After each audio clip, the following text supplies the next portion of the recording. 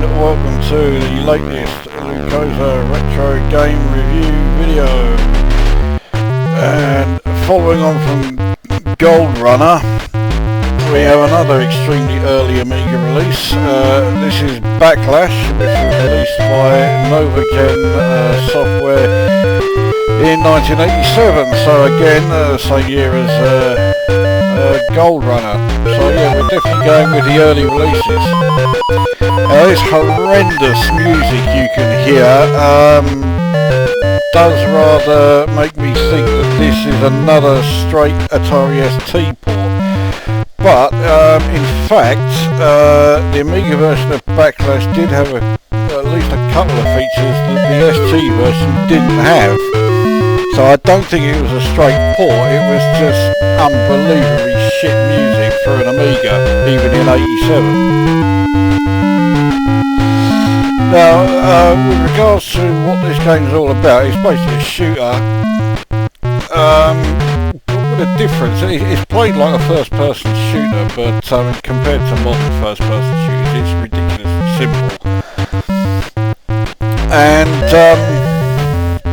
back in 1984, Paul Woakes, who is the man responsible for this game, did a Commodore 64 game called Encounter. And this is basically Encounter redone for the Amiga, only a lot simpler. There isn't as much to do in this game as there is in Encounter. Now, Paul Woakes went on to make quite a name for himself with first Mercenary on the Commodore 64. I think it also came out for Atari 800. Then there were later conversions done for the Atari ST and Amiga. I'm sure other 8-bit computers got their versions as well. And then he followed it up with his masterpiece, which was Damocles. That's a game that I would certainly review, but it's quite a long game, it's quite involved, and it's not very review friendly really. Now I'm doing all this stuff because I'm trying to finish a fag before I actually start the game.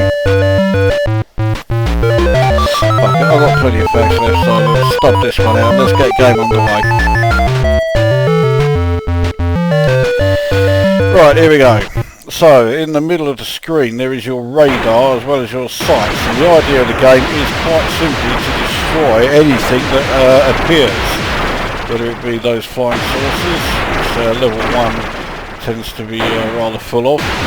There are a few obstacles in the area, but they don't really get in the way all that often. As you can see, the action is quite fast, quite frantic, and it is easy to get yourself quite confused as to what is where, and then suddenly this thing comes along. That unbearable racket is a homing missile that's heading towards you. You can just make it out, the flashing black and white dot on the radar, and that is one of the things that wasn't on the Atari ST version, but then appeared on the Amiga. Largely, I presume, to at least give you a bit more to do in the Amiga version. Well, and the reason I say that is because what you are seeing here, this is the entire game. This is all you do. So now we've got off that stage into the night time. Another homing missile coming in, and this level does start to get quite chaotic. I'm backed up against one of those obstacles. And my preferred strategy is to back off from whatever I'm fighting. It doesn't always work. At the moment. Actually, at the moment it's working quite well. It's working better than usual. But later enemies fire a lot more frequently, as you can now see, and a lot more accurately. yeah, I did manage to get that one. I was surprised about that. There's another homing missile coming in. It's right in front of me though. That's been dealt with. Now the actual enemies appear from those like slightly raised circles that you saw me flying over. They all appear out of the ground from those locations.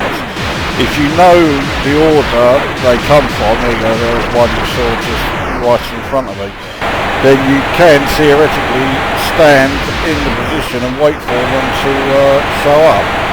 Which is what I'm going to try and do here. That was fucking lucky. Yeah, I had a feeling I was on to the next level. That's why I was getting all those homing missiles. Oh, that was a bit too ambitious there. Oh, I've got a homing missile. No, I haven't. That was me hitting one of the barriers. Oh, yeah, I thought that was... So yeah, it's this fucker that fires, you know, countless fucking shots in one go that is the real headache. I could do with taking him out.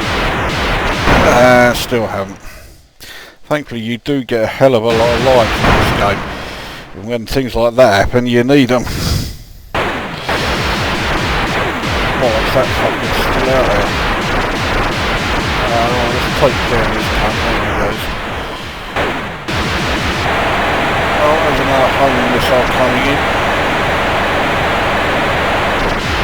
That's all done.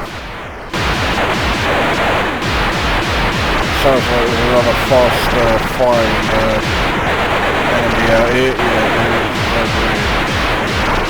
As you can see, the action is pretty bloody hectic and the game can get quite chaotic. It sounds like I've just got an extra life. So let's get on with the review then. Graphically I think the game is unbelievably bland and horrible actually, but you know, they do what they need to do I suppose, so you know, it's not like they are utterly horrendous. Well actually I haven't said that, in some places I do think they look horrible, but oh, Jesus Christ, that was close. In regards to sound, the sound is fucking grating beyond belief, especially with the homing missiles.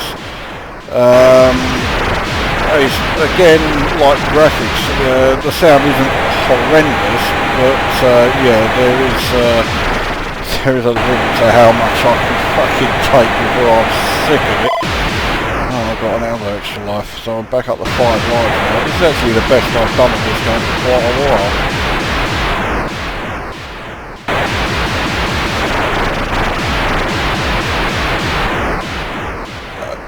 So yeah, so that's graphics and sound taken care of. But gameplay, I mean, gameplay wise it's not terrible, but there's just not a great deal of variation. And this is what I mean about it being just like Encounter, but a lot more simple. There isn't as much to do in this as there is in Encounter. And when you consider that Encounter was done for a Commodore 64 back in 1984, you would have thought that, you know, a 16-bit game would have had more in it, but you know, I'm afraid that isn't the case. It is quite basic.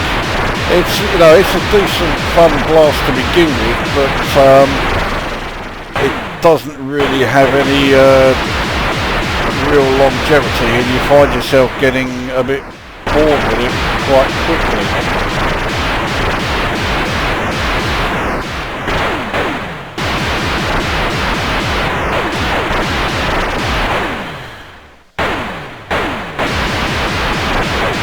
So, yeah, I mean, when you consider things like, oh, fucking hell, I've just got another extra life, I'm going to be here a fucking week. So, I mean, when you take into account things like, you know, the graphics being pretty fucking horrible and the sound effects being absolutely unbearable. I was too busy doing something else and forgot to press the fucking fire button. Not that I'm that sorry, because otherwise this game would be going on for fuck knows how long. I didn't even see what hit me there. Or there. It looks like I better not be standing too still for long. Okay, it looks like I did get that back up. Now I've got it. So I mean, if you were a fan of Encounter on the Commodore 64, yeah, okay, it's possible you may like this, but you may also quite rightly think that it's just too simple compared to Encounter. It doesn't have as much in there to hold your interest. I have a feeling I'm nearing the end of this level. Oh, fucking hell, I've just got another extra life.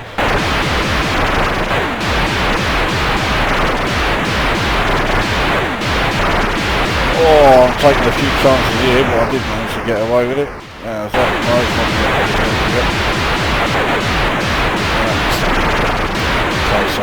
I think the thing that I really don't like is these like fireballs that you fire. I just think they look fucking horrible. And the other thing is that the game can slow down a bit when there's a lot happening on screen, which is one of the things that makes people believe this is just an Atari ST port. It seems to act as though it's not really using the Amiga hardware. Everything's processor centric. And I think that's game over. Here we go.